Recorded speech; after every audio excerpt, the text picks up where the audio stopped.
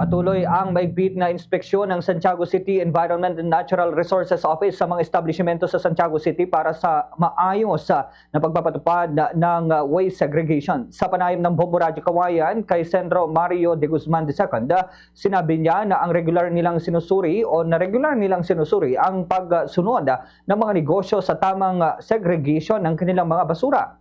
Anya, isa-isang sinusuri ang bawat tindahan para makitang maayos na nahihiwalay ang mga basura. Babala niya sa mga maaring mapatawan ng multa ang mga tindahang hindi tumatalima sa ordinansa. Sa ngayon, tuloy-tuloy ang monitoring at may mangilan-ngilan na napapatawan ng multa dahil sa hindi pagsunod.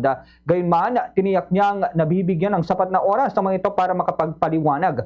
Umiiral na patakaran sa lungsod, ang unang paglabag ay may kaukulang multa na 3,000 pesos. Ang second offense naman ay 4,000 pesos at 5,000 pesos naman para sa ikatlong paglabag. Ganito ang bahagi ng pahayag ni Sendro Mario de Guzman II. The segregation sa ating mga business establishments, lalo na po yung mga kainan.